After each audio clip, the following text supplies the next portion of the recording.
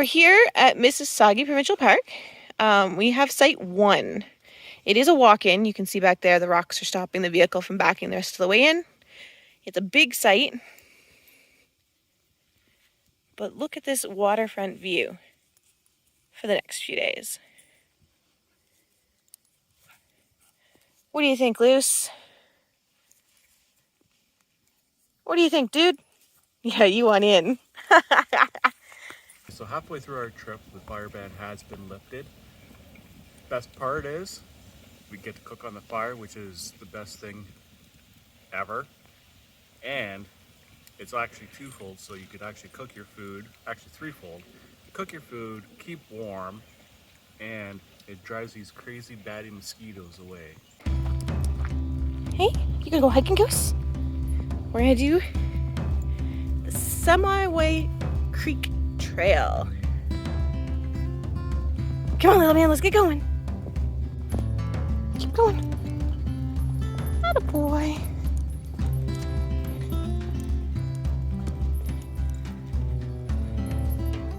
Keep going. Keep going.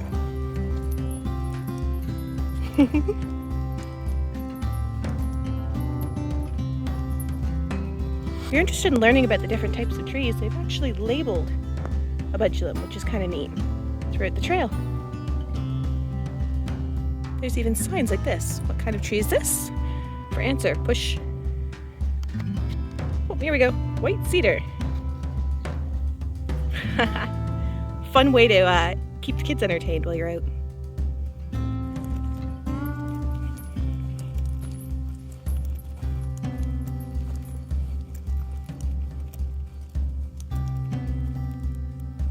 Focus. Come on. And of course, the trail offers some pretty viewpoints to just see the natural beauty of the area.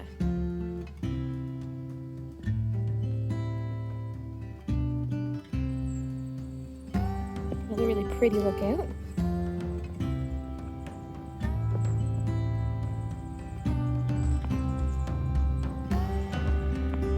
Of course, no hike with the little man is complete without plenty of Charlie bears along the way, because he's such a good boy. And they're his favorite treats, so why not spoil him a little?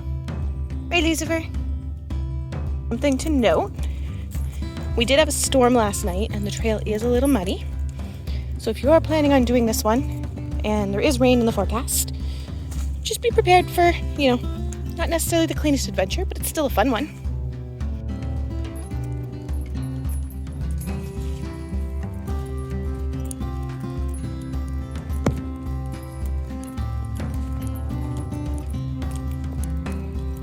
There you go, baby girl.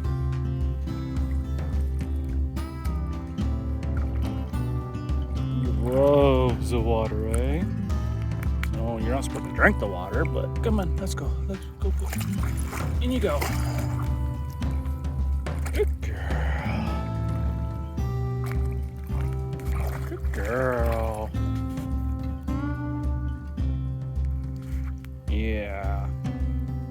Bet you that feels pretty good, eh?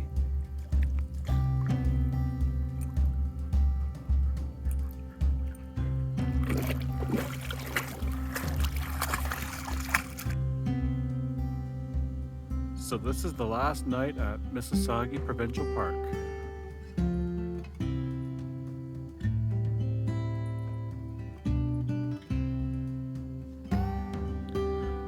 So for tonight we are doing kebabs on the propane fire pit. The only reason why I'm doing that is because there's not much propane left.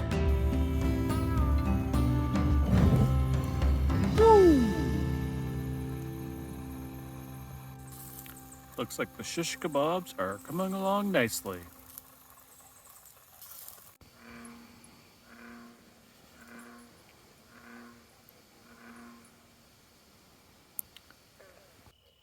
Okay, confession. Once again, we didn't actually record our review while at the campground. Obviously, we are not at Mississagi any longer. We're actually at home at the cabin. Yep. I know we've mentioned to a lot of you that we do live in a cabin in the woods, and this is our yard. But we got a new tent. We wanted to try it out, so we figured camping on the property was the best way to do that and introduce it to the pups. Oh, good. Lucifer's letting me see the camera now. Yeah, and it's a good time to break it out and make sure we get all the kinks out before our next trip.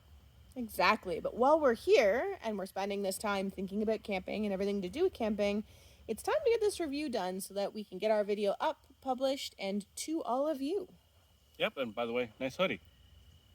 Lucifer!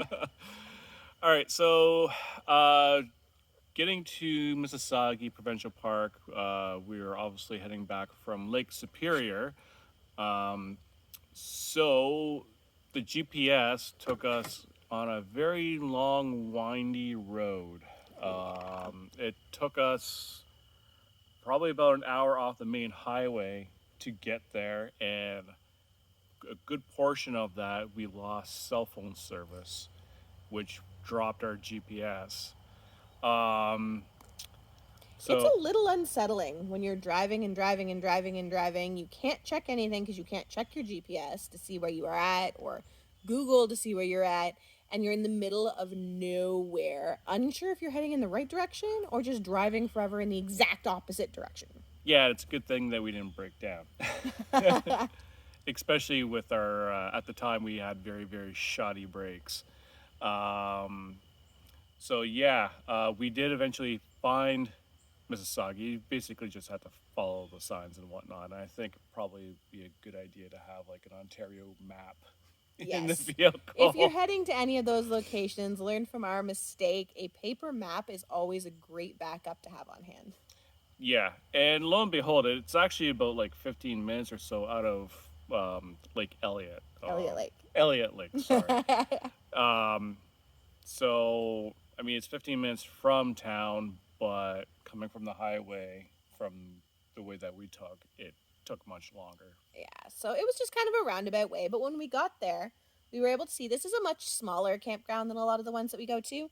In the entire park as a whole, there are only 60 car camping sites. There's kind of one big campsite area and then 4 separate walk-in sites that are over by the day use area, kind of away from everything else. Now, I'll be honest, we didn't take any footage driving through the car camping sites, but as we looked at them ourselves, privacy was not the highest quality there. No. They were nice sites, but they were fairly open between one another, which for us, with a reactive dog, Lucifer, that can be a bit of a challenge. However, the 4 walk-in sites, it was a completely different story. We stayed in site 1. It was the walk-in site furthest from the car camping sites, and it was absolutely beautiful. It was private. Like there was one little section where you could see people walking over to the one trail and boat launch area, but outside of that, you didn't see any other people. You had your water view, stunning. We would book that site again. But on Hands top down. of the car camping sites, there's also backcountry. They offer both paddling and hiking backcountry sites. Obviously, we can't say much about that because we didn't try it yet, although it is on the books for me to do it at some point with little man Lucifer. I'm pretty excited about that. We'll talk about that later. And there's also one group camping site. So if you're looking at going with a larger group of friends and family, it can hold up to 20 tents or a combination of tents and trailers depending on what you have available. But that gives you kind of that ability to have everybody in one spot with one central big fire pit that you can enjoy together versus being separated on separate sites. Yeah, I think there was like some seasonal sites too. Yeah, there appeared to be a lot of seasonal, like in with the car camping sites. So, like, you would drive along and you would see what looked like obvious car camping, come and go type campers, they had set up for the weekend. And then you would pass somebody who had a structure that clearly has been there for a long period of time. So, there's obviously seasonal sites mixed in as well. Yep, and that brings us to the beaches. There are 3 beaches, 2 in the day use area and 1 for the campground. One is accessible by the hiking trail. So, it's 1 in the day use area, 1 in the campground, and then 1 accessible by a hiking trail. Yes, the Helen Bar Trail. There's no dog beaches or any dog exercise area, which is a little unfortunate. I mean, we lucked out with Site 1 because got the waterfront there, and it was Yeah. a big site, so We had water access, like our dogs could Yeah. go swimming, but if you were coming and staying in the general campground, the fact that there isn't a dog beach, especially during the summer, is kind of a knock as far as we're concerned, because as you guys all know, this is a pet-friendly, travel-focused account. So we obviously want to ensure that we all have the best for our pets at all times. Yep. And it's unfortunate to see sites that, or campgrounds, sorry, that don't offer that. Yep. But where they lack on the pet-friendly beach aspect of things, they benefit in the hiking. There were 6 different hiking trails. They ranged for people of all abilities, from like a super easy 45-minute trail right up to a strenuous 3 to 5 day trail. We only had the chance to do one when we were there. It was kind of a shorter end of our trip. So we went up to Lake Superior. We stayed for a longer time at Lake Superior, came down, stopped at Mississagi for a few days, 3 days to be honest, and then continued back home. So we had a little less time to explore and check it out. But Lucifer and I did do the Semiwite Trail. You would have already, or Semiwite Creek Trail, sorry. You would have already seen that in the footage. It was a beautiful little trail. It was a little buggy, but it had just rained, so you kind of expect that. But there was a lot of beautiful views, and it wasn't too difficult. It was actually ranked easy. But we have now set our sights to checking out the trails a little further. So along the way with the Semi-White Creek Trail, there's a chance to kind of go off and check out other trails. And we didn't end up actually staying just on the Semi-White Creek Trail. So we had a chance to kind of see what else is out there. And now we're in the process of planning out a hiking backcountry trip on the Mackenzie Trail, which is 22 kilometers. They say it takes the average person 3 to 5 days to do. We're going to camp along the way and really enjoy checking out that kind of backcountry adventure with our hyper little man. And I don't know, you'll probably end up camping with the older two at a site while we go back, and then we can meet back up with you for a night or two and then head home. Yeah. And we might just get like some puppy playtime going on here. You might hear it in the background. But firewood. So I think the fire ban got lifted July 12th while we were at Lake Superior. But at the park itself, they did provide firewood. It was all right there, right up at the front. Should probably reword that a little bit. They didn't provide firewood. Sorry. They made it available to purchase. It was available to purchase. So everybody's hopes up that they were going to get free firewood. I'm going to refrain from a comment on that. Anyways, firewood is up at the front for purchase. And there is firewood in town. We didn't see any firewood going into the park. We didn't see any firewood going into town on the side of the road or anything like that.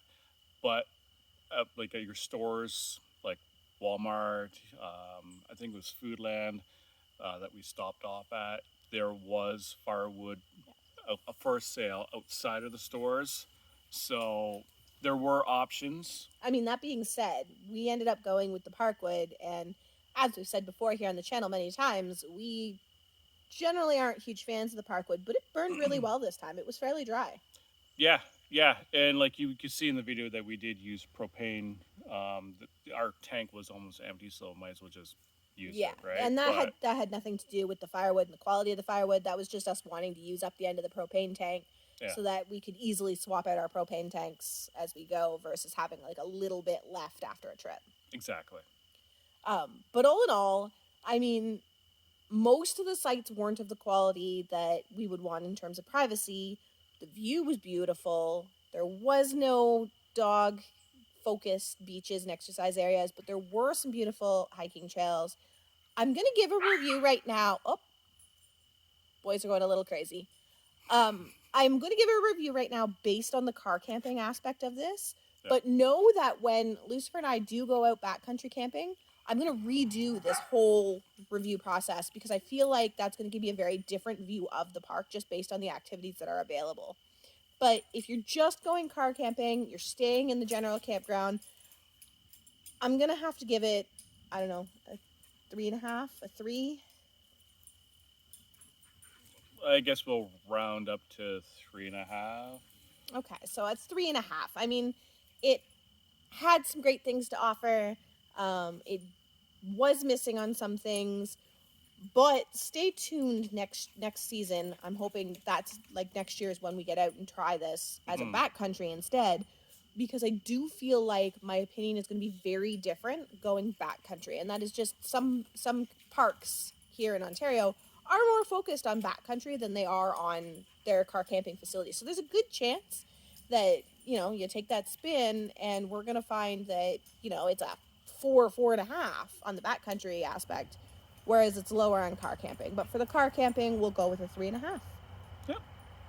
And so our next trip is... Well, we're going to share the hip camp. We have already taken the trip, but baby girl and I went on a solo girls trip, and we used hip camp to find a site. So the next video you'll see come up will explain what hip camp is, how to use hip camp, and show you this amazing hip camp campsite that we did discover. But then after that, we're off to Halliburton. Halliburton Forest. Yeah, so Halliburton Forest and Wildlife Reserve. It is a place that we go camping every year, but we've never reviewed it for you guys. So Nope. This year we're going to change that. Yeah, and we'll be there for a whole week and More than. Yep. It's one of our favorite trips that we look forward to every year. It's a tradition for us. We do go over our anniversary, so that's how we celebrate our anniversary. And the pups love it. It's another waterfront site that we stay on. So I am looking forward to sharing with all of you guys what that location has to offer. Yeah, absolutely. So, in saying that, stay toasty.